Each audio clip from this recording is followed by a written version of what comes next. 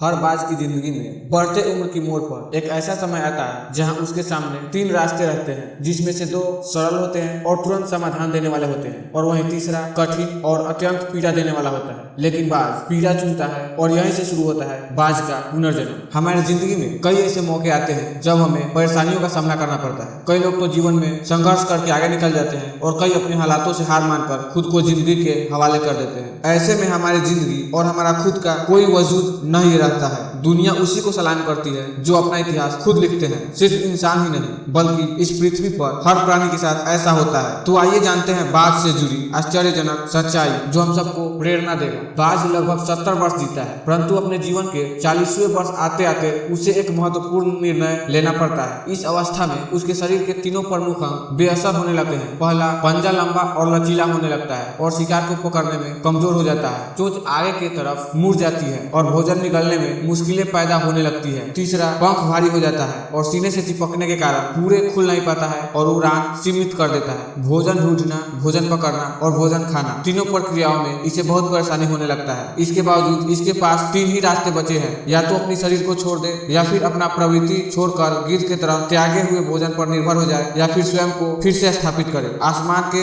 साफ तौर से। जाहिर बादशाह में जहाँ पहले दो सरल और तुरंत समाधान देने वाले हैं, वहीं तीसरा अत्यंत पीड़ादायी और लंबा प्रोसेस है। इसके बावजूद भी बाज पीड़ा चुनता है और स्वयं को फिर से स्थापित करता है। वह किसी ऊंचे पहाड़ पर जाता है और एकांत में अपना घोंसला बनाता है और तब शुरू करता है पूरी प्रक्रिया। सबसे पहले वह अपने चोंच को चट्टान पर मार मार कर तोड़ देता है और चोंच से अधिक पीड़ादायी कुछ भी नहीं होता है पक्षीराज के लिए। अब वह इंतजार करता है चोंच के फिर से आने की, और उसके बाद वह अपने पंजे को भी इसी प्रकार तोड़ देता है और इंतजार करता है पंजे को फिर से उगने का। नई चोंच और पंजे आने के बाद वह अपने भरी पंखों को एक एक कर नोच कर निकालता है और प्रतीक्षा करता है पंखों को पुनर्उगाने का। लगभग 5 महीना का पीड़ा और इंतजार, और तब मिलता है वही भव और ऊंची उड़ान। इस पुनर्स्थापना के बाद वह ऊर्जा, सम्मान और गरिमा के साथ 30 साल जीता है। आपने कई बार ये सुना होगा कि भगवान भी उसी की मदद करते हैं जो अपनी मदद खुद करता है। आज आपको इसका एग्जाम्पल मिल गया होगा। जैसे बाज संघर्ष करके 5 महीने तक जीता है, तो भगवान उसका संघर्ष बेकार नहीं जाने देते। उसको नई जिंदगी देकर कुदरत हमें सिखाने बैठती है। जैसे पंजे पकड़ के प्रतीक है, चोंच सक्रियता की प्रतीक है और पंख कल्पना को स्थापित करते हैं। इच्छा हालातों पर काबू करने की सक्रियता, स्वयं की अस्तित्व की गरिमा बनाए रखने की कल्पना, जीवन में कुछ नएपन बनाए रखने की। हमने भी 40 तक आते आते इच्छा, सक्रियता और कल्पना तीनों के तीनों निर्बल पड़ने लगते हैं। हमारा व्यक्तित्व भी ढीला पड़ने लगता है। आधे जीवन में ही जीवन खत्म होने जैसा लगता है। उत्साह, ऊर्जा नीचे की ओर जाने लगता है। हमारे पास भी कई विकल्प होते हैं, कुछ सरल और कुछ पीड़ादायक। हमें भी अपने जीवन में मजबूरी भरे अति लचीलेपन को त्याग कर काबू दिखाना होगा। बाज की पंजों की तरह हमें भी आलस पैदा करने वाली वक्र मानसिकता को त्याग कर ऊर्जा से भरी सक्रियता दिखाना होगा। बाज के चोंच की तरह हमें भी भूतकाल में जकड़े अस्तित्व के भारीपन को त्याग कर कल्पना की आजाद उड़ान भरना होगा। बाज के पंखों की तरह 5 महीना ना सही 1 महीना ही बिताया जाए खुद को दोबारा स्थापित करने के लिए। जो शरीर और दिमाग से चिपका हुआ है उसे तोड़ने और नोचने में पीड़ा तो होगा ही।